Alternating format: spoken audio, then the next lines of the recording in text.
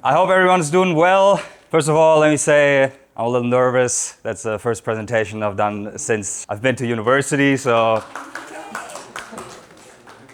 also not a native speaker, but we'll get the best out of it, all right? So today, I want to give you a little bit of a content crash course. I guess at the end of the day, you can kind of call me a content creator. I do love the medium of video, audio, visual storytelling, and that is what I do as a hobby, for a living, for myself and for other people. So maybe you can take one or the other thing for your own personal brand or for other people's personal brand with you out of today's presentation. So first of all, let me flex a little bit here, if that's mandatory. Who am I? I am a content creator. As said, I do videos for myself, and I have 24.5 actually now, 1,000 followers on Instagram. I have millions of views, hundreds of thousands of views, tens of thousands of views, and I would assume that I do understand one or the other thing about content. Now keep in mind, that is a hobby, okay? I have made barely anything, if anything at all, from my Instagram or content creation for myself. So as a side thing, free time activity, I would say that's pretty impressive. So yeah, for other people, I do more impressive stuff, but get paid for that. And I just want to show you a video of mine, what the content is I do for myself and what I enjoy shooting in my free time. A moment of love, a dream, a laugh, a kiss, a cry, our rights, our wrongs.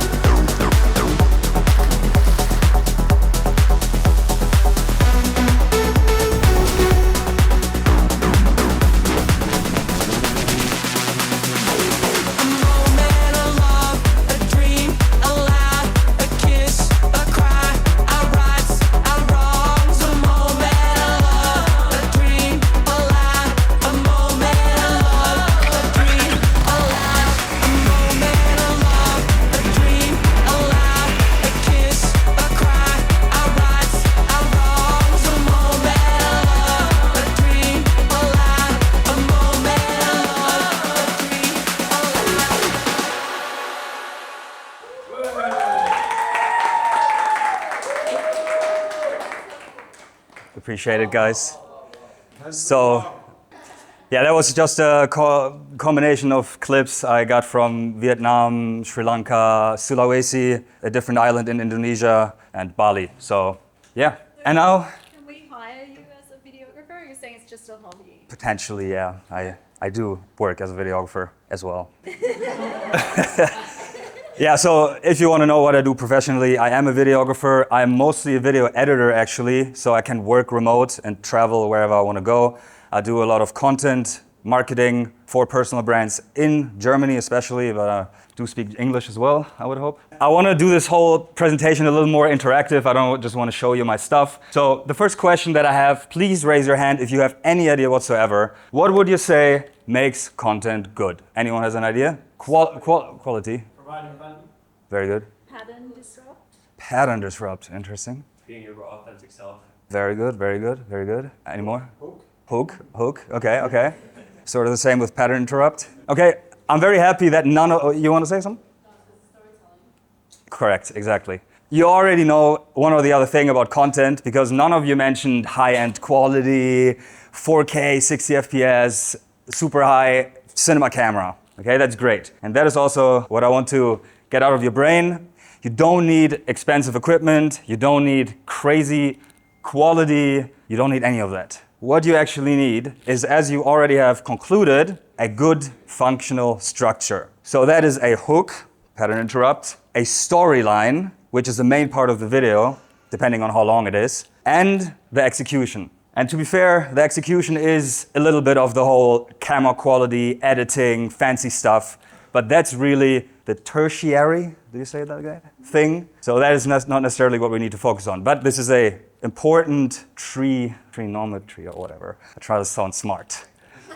Okay, recently I did a video in Sri Lanka that in my opinion, and in the opinion of the views, really did capture everything that you see here pretty well. It got a strong hook. The storyline does shift up and down here and there. There are several things happening in this one content piece, and the execution, I would hope, is also pretty well. The editing is good, the music is good, the pacing is good, and to be honest, this is one of the kind of concepts that I don't really do that much, but when it happened, I knew, okay, that's gonna be a cool video.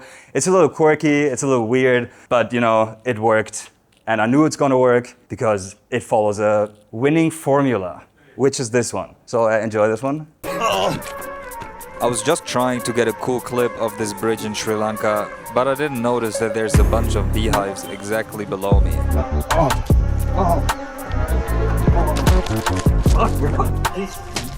Sorry, hold. I got attacked, baby. Thanks. Man, they just don't stop. No, you have to go inside. Really? Nah, bro, I'm not going inside. There's too much stuff in there. One got me in the neck.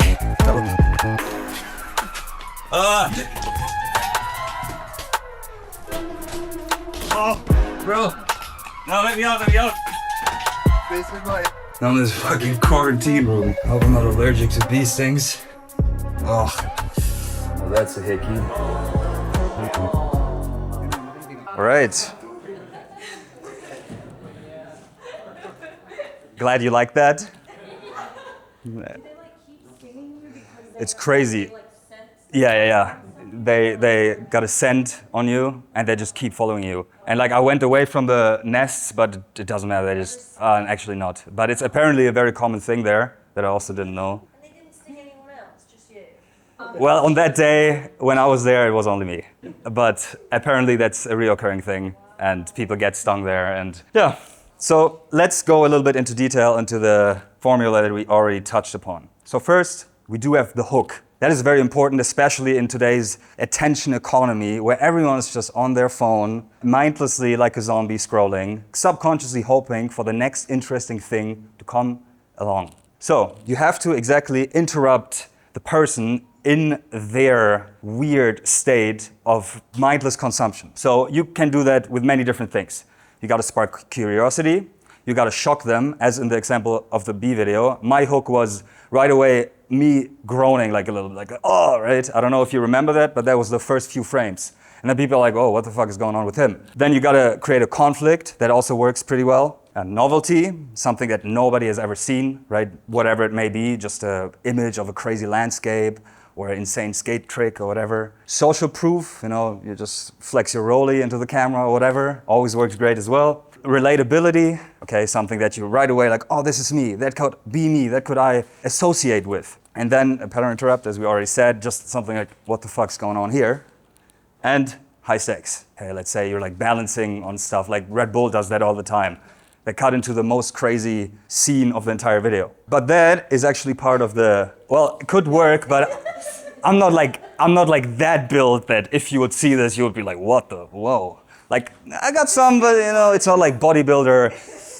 You gotta stand out, right? And on social media, we all love to train, some of us. We all know the physiques on social media are just insane. If you would see like my, well-trained body, but not like top 1%, nobody would care. A good one? The top 1% is more for guys, like gym bros. Like it's not for women. Very good point. Yeah, And you're in the hot zone for women. appreciate that. Thank you. That ties very well in with something we will talk about later, which is the target audience. You see, I was thinking about the target audience of the gym bros, the guys which content I see, who maybe I am the target audience of these gym dudes, but you or other women maybe aren't and don't care about this. All right, take it. The next part is the story, right? This is super important because if you don't have a good story, then your attention will go down the drain. Maybe you have a crazy hook, but you're not able to actually maintain the attention that got your way by your hook, and your story is just lame, nothing's happening, and it's just like, okay, swipe further, right? And in my example, again, the story was, there were many things. First of all, obviously I got stung. I also showed the environment, right? Like, here am I, this is the story. We are here on this huge bridge. I had this risky shot. I was standing at the edge of the cliff. By the way, that's all interpretation, and nobody like told me that this was actually what people thought, but it worked. I think I got 250,000 views by now. Yeah, then I give to the girl the camera. You know, actually I thought of that while it was happening. I was like, how can we spice this up? Because I knew I'm gonna make a video out of it. I'm just like, whatever, hold this. I actually needed to take off the shirt to like get the bees away, like genuinely. But I knew, you know what I'm saying, maybe it happens in other ways as well. And then into the like box, if you can remember, where they usually put the people in that get chased by bees. It's like, what the hell are you talking about? Like we're in Sri Lanka. Do you know how many crazy insects and lizards and whatever the fuck is in there? So I refuse that. And the tension is just keeping presence. There was no resolve yet. It was a longer content piece, which is ideal if you're actually able to keep the attention high. And then in the end, you know, the resolve, I came into this box, everything was fine. I got stung, I showed that. Okay, the next thing is the execution. This cannot save a bad story. This cannot save a video without a good hook. Actually, it doesn't really do anything if the first and second hook and story aren't present. But if you got these present, and you know how to edit, you know how to spice things up, you know how to film things in the first place, then the chance is very high that it will make the video so much better. And I gotta be honest, I'm someone who obsesses mostly about the third one. I love cameras, I love equipment, I love quality. I'm a visual artist, but that's not the most important. But once one or two are in place, it's absolutely mandatory if you want to get past Pareto's principle, 80-20, and amazing piece of content out of what it could be. Again, editing, pacing, color grading, camera movement, sound design, music, framing, transitions. And I want to show you a video of mine that I did for a client. I'm actually pretty proud on it because I did legitimately everything and I had to really conceptualize what this could even be, and I had like 1 week time. And just so that you know, usually if you're a production company or somebody who produces videos, you have a whole team of script writers, somebody who manages the business side, right? I was talking to the client myself. I was the videographer. I had to manage all the talent, like all the actors. I had to shoot everything. I was one cameraman on a whole day shoot, several different cameras, like 3 different drones, 2 different cameras, everything I managed. And then the editing I did, the sound design, the color grading, from a high-end production, which this kind of was. It's pretty impressive. Just to let you know, this is, in my opinion, a really good piece, one thing that I'm very proud on. And this video also worked very well for the actual product that we tried to, quote-unquote, sell. Got a lot of views. It really helped the product grow. The product itself was an app where you could do challenges and earn money by doing that. I think there was even a Black Mirror episode on it, and maybe that's actually where the idea came from. And for that, I made the video, so enjoy that. Every human has a right to make money. Right, Sam? Babe, I think I'm gonna do this challenge today. What the fuck is going on? Your girl just earned $100. Like thousands of other people online. All right, it's time to get paid. Speedrun is the first platform where anyone can earn real money by doing challenges. It's simple. Film it, submit, and cash out. Yo, you ready for this? Bro, I don't know. You got this. You guys think he really jumps for 1,000? Okay, let's go.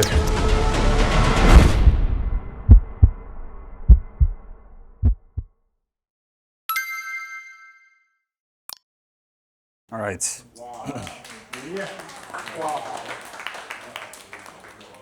Appreciate it. So one thing we got to keep in mind always when we do content and follow a certain formula is that we don't try to do it forcefully, right? I just told you something that you all already know. I got to have a hook, I got to have a good story.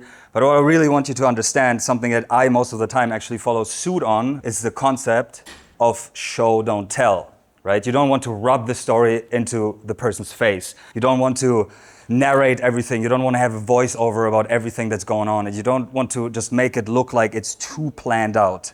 It wants to look effortless. I don't know if you've ever seen these whiz kid skateboarders. I bring a lot of examples up because I was one in one day. They just fling these tricks like it's just, they were born with a board. And it's still difficult and it's still a crazy trick and it's still physically taxing, but it just looks like so smooth and so effortless. And that's kind of how your content wants to look.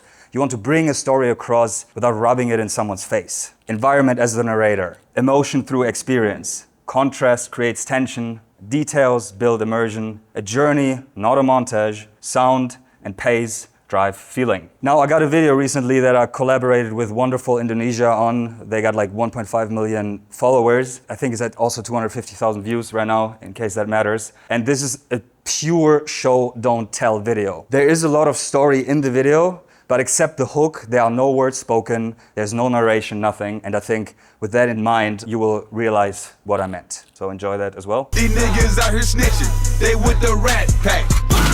Hit 'em with the chopper, that's the rat trap.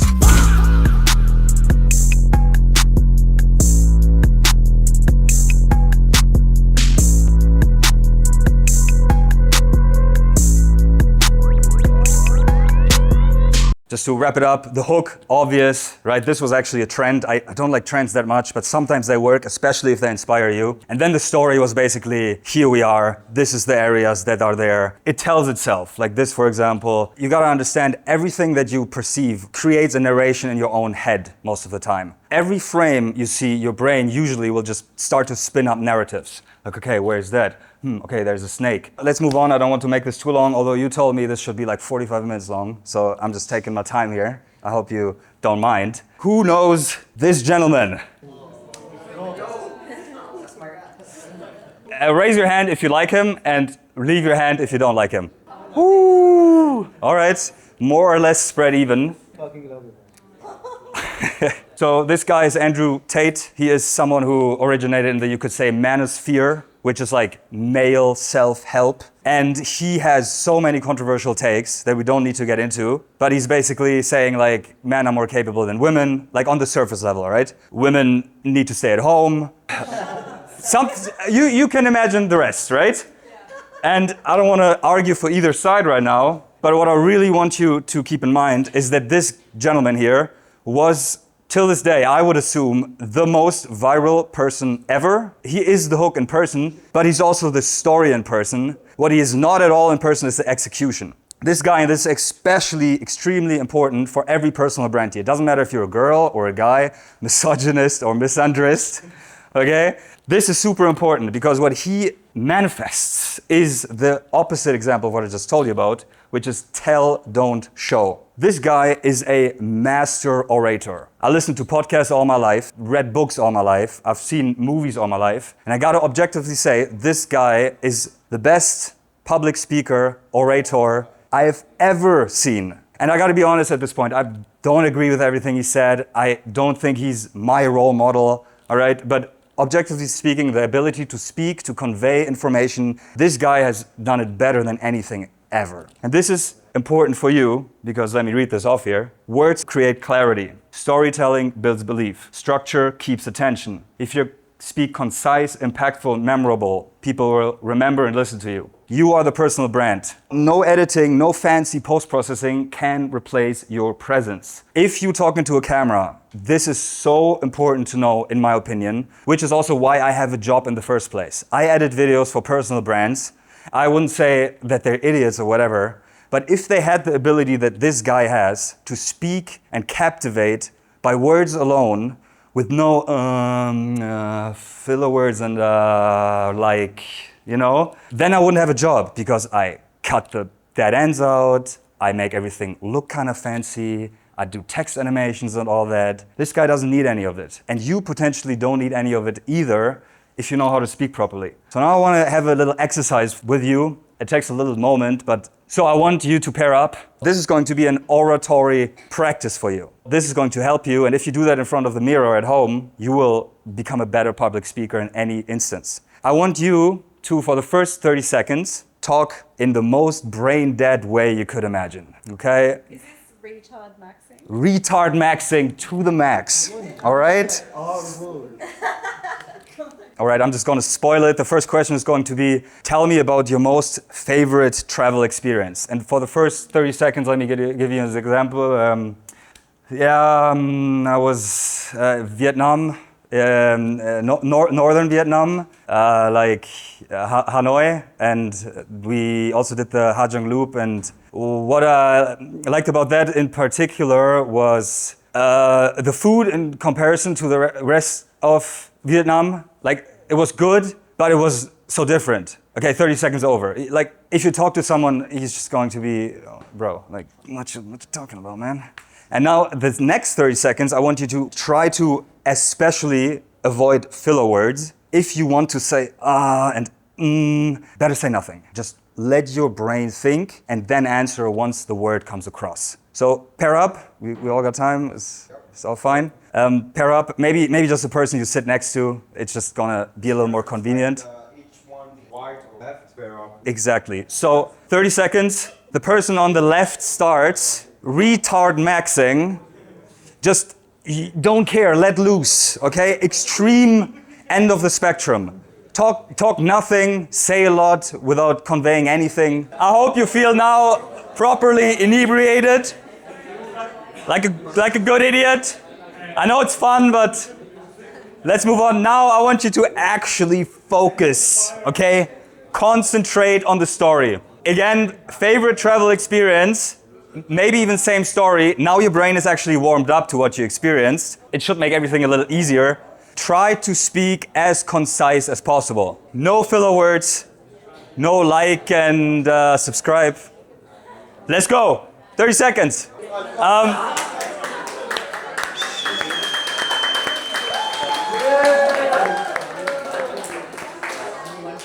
So, one thing I noticed, a lot of people started laughing.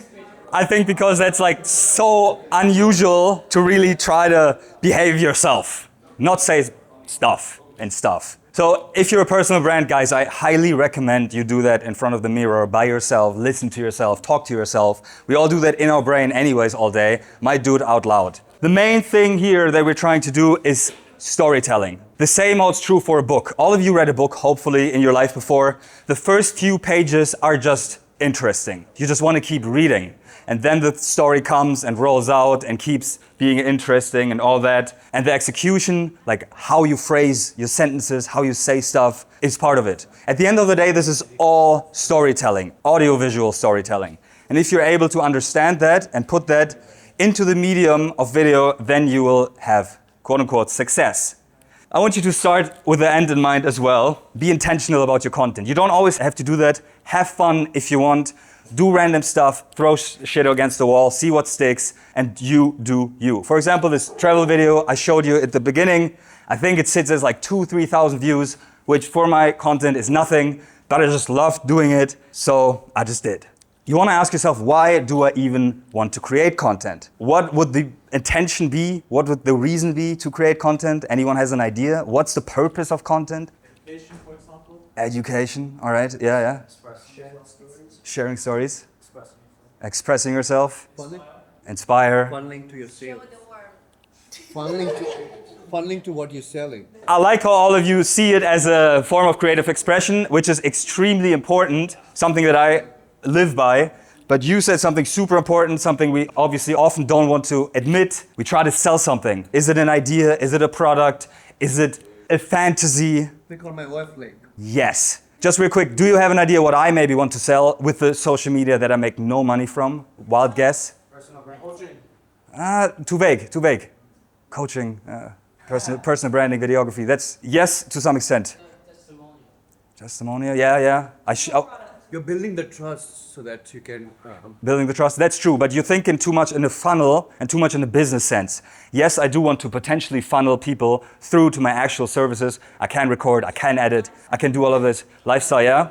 But let's get a little Machiavellian, okay, for a second. I like how many followers look. I like if I have a built physique and show that off in a video, because maybe a lady appreciates that as well. I want to demonstrate to you that I'm a cool dude traveling through the world, that I'm about it. I take my camera equipment that's way too heavy for me on all these trips. Okay, I want to impress, I want to show off. Everything else is true too, but this is something we can also feel free to admit. It's what we do anyways all the time through many different ways. It also creates like that internal pressure for you to keep on doing that. Interesting. Yeah, because you're like influencing yourself. Yeah. The next thing is artistry. You all mentioned that. Self-expression, doing it for the love of the game, in quotes. Most people, almost everyone is in between. I would say Andrew Tate, this guy we spoke about, is far more on the sales side. Everything he does is intentional to a very psychopathic way, but it works for him if he wants that. Again, clarity is key. You gotta have your message in place. You gotta have the purpose, the execution, and if you do that, everything is going to work. Important, you gotta know your niche and target audience too. You said the ladies, maybe my physique is especially good for the girls that don't like the juiced up bodybuilders. Okay, maybe I could do something with that. I haven't thought about it, but it could be my target audience. The daddy's home videos. Haven't thought about that, but good one. So if you want to have, again, quote unquote success, you gotta know the people that you're targeting. You gotta know who you're actually talking to. If I talk to you and you maybe have some like South Asian heritage, I'm not going to say something outlandish about Pakistanis or Indians or whatever, right? If I know that you're like cool about it and can do jokes, maybe I'm gonna say something weird and fucked up. But that always depends on the person or the group of people that you talk to. Extremely important. Who's this guy's target audience? Why was he so massively successful? Yes, disenfranchised young, aimless men. He collected all of these poor boys that we all got inside of us to some extent. I want to show you again a video, my most viewed video, almost 3 million views. I was for a long time not even in the travel content game. I just started doing that like a few months ago. I was building FPV drones, electrical engineering, aeronautics, whatever. And this one hit a lot. And I knew this target audience so well because I'm a nerd for all my life. Just enjoy. POV. You design, build, and program a 7-inch FPV Cinelifter drone entirely from scratch.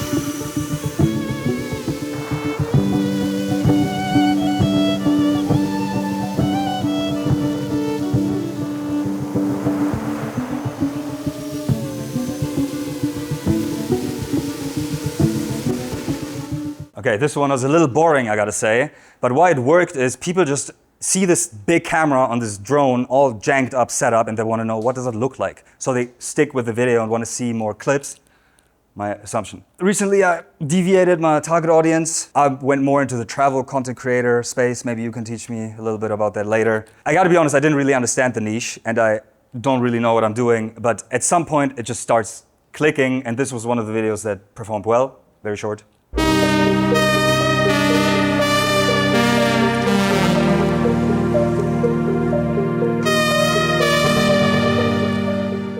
Okay, all vibes. It's way too early for all of that.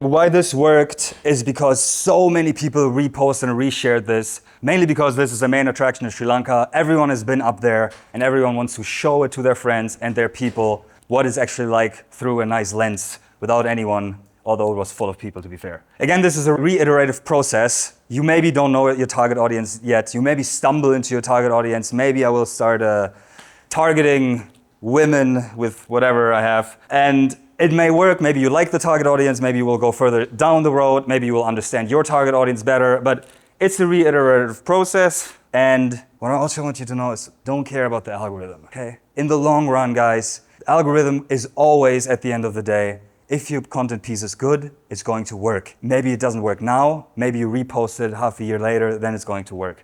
If something's undeniably good, it's undeniably good. Fuck the algorithm, don't think too much about it. Every big creator I know, and guys I know creators that are far bigger than me, don't give a shit. They don't follow trends, they don't want to, do everything the way it's right. Just do good stuff. After all of that, what do you think is the most important thing about determining your success in content creation? Just throw stuff in.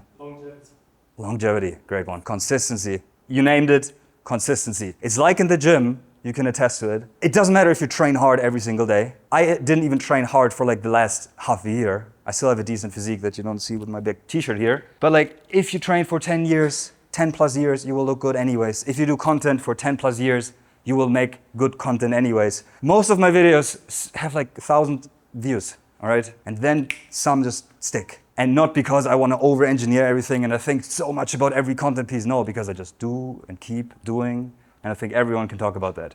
So this is the end of my presentation. I wanted you to have another breakout session, share each other's content. Maybe you can do that later. I think that's not enough time, unfortunately. And I appreciate you guys, obviously do some sales here for myself if you checked out my Instagram and followed. That was everything I had to tell you.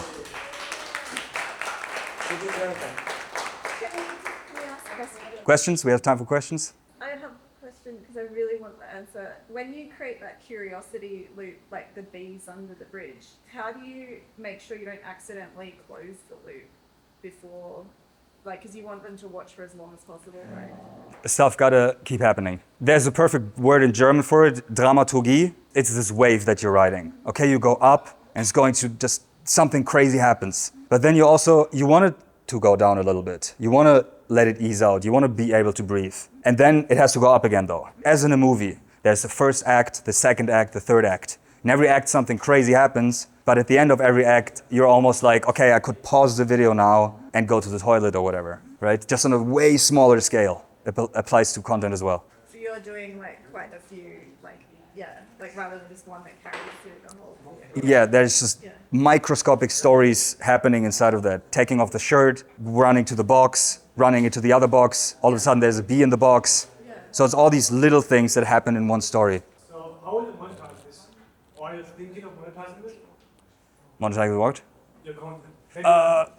Maybe, yeah. Maybe want to do like proper travel content creation one day, but you need sponsors for all that and collaborators. And I find the business model a little complicated, and I also don't want to rely on it because I like constant income streams. This is still a hobby. I just love doing it. And if it happens one day, which obviously happens, like I, for example, worked with DJI before, huge brand, other brands as well. It happens at times, but I'm not trying to force it at all. I just want to be so undeniably good one day that I can just set all the parameters. Okay, if you work for me, this is what's going to happen. Because there are so many content creators in this world, so many influencers with far more followers than me.